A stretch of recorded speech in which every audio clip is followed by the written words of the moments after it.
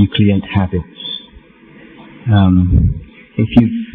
If you've never done, let's say, a particular unwholesome, unkind act, if you've never done it before, and you feel that it's wrong, shouldn't be done, then there is a certain taboo and a real resistance to performing that action. But let's say that you lose your mindfulness or you're provoked and then you do perform that act, then you'll notice that to perform that act a second time is much less difficult than the first time. And if you do it more than 2 or 3 times, it can become quite easy and could even become an habitual action. And this is a very good example of law of karma, where we create grooves in the mind, in particular ways of action, because there is so much going on in our life. A lot of times we're acting on automatic pilot, and people often say, I didn't really mean to do that, I'm sorry, I was tense or I was rushed, but the reason why that should be the automatic response in that particular situation for you is because of your actions and speech in the past, which have created that kind of furrow, or that created that kind of rut in which your mind falls most easily. So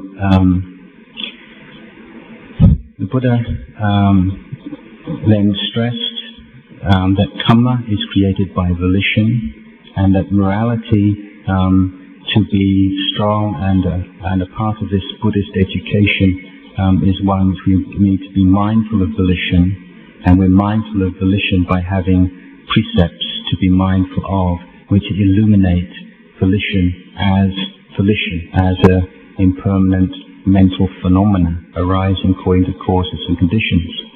And it's not a philosophical concept, this is something that you can see quite clearly for yourself. But what is particular about Buddhist morality is that it's considered to be part of a training, and that it is intimately connected with the other parts of the training. Now, if you act in unskillful ways and speak unskillful ways, then almost inevitably you're going to feel guilty about it afterwards. If you don't feel guilty, or you don't want to feel guilty, maybe you may justify it to yourself, or you may kind of repress what you've done or make excuses for yourself, but there are traces left there. Now, if you live a very busy, superficial kind of life, a lot of distractions, a lot of things going on, where you don't ever have to be with yourself very much, then you may not notice this so clearly. Whenever you feel uncomfortable with yourself, then go and have something to eat, go and watch a movie, chat with someone on the telephone, do something. But if you start to apply yourself to an inner cultivation, practice of meditation, where you're willing to abandon distractions and to be completely present with yourself, with your own mind and body, then all the things that you can keep under the surface in daily life become very apparent to you. And often it can feel like you're actually going backwards when you start meditating. You see a lot of anger and irritation and kinds of things can pop up into your mind, and you think, before I meditated, I wasn't like this. I was a really nice person. I didn't get angry with people. But a lot of things that you've been holding down will just bump up to the surface. But what you'll see particularly is that you don't get away with anything. There's nothing free, and that if you can be sitting and meditating and everything's going quite well and you're quite mindful, and suddenly up into your mind pops memory of something mean you did yesterday, or something unkind you said to somebody, and it can not just be yesterday, it can be a week ago, a month ago, years ago, and it's as if we have a kind of a tape recorder or some kind of a device within our mind that as we become more clear and more relaxed, then the memory of these things comes up in our mind.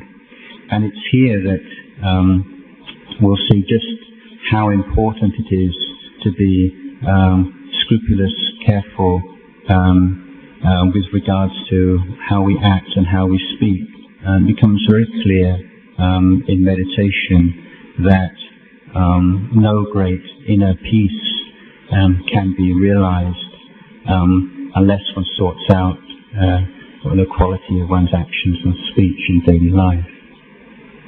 The practice of meditation is one which includes, I'm talking about cultivation of the mind here, is one which includes various kinds of techniques. But particularly I think in the West, where it's information oriented, and we think that problems can be addressed, can be dealt with through more information. That when we start to meditate, we think if we get all the information, get all the tricks and the techniques and everything just down, then we'll be successful. And this is why meditation, I'm using this in a more kind of loose way here, is a very humbling activity, because it's not one that you can use willpower in the same way. Willpower is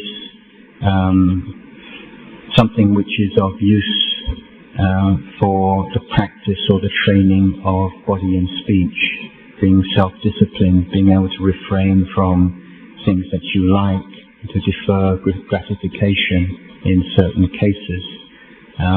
But on the level of the mind, making a firm determination and gritting your teeth and getting down to it, and is not always that successful, because the mind has to be in a very relaxed, pliable kind of state, and it's a skill and an art to train the mind. Now, if you read books about Buddhist meditation, often the wisdom side is emphasized. The vipassana side is emphasized. Indeed, in the States, a number of places in the West, people prefer to refer themselves as vipassana practitioners rather than Buddhists. And there's identification with vipassana as kind of the heart of Buddhism, that which makes Buddhism unique, and so on. And this idea that vipassana is something separate from and higher than techniques to concentrate the mind.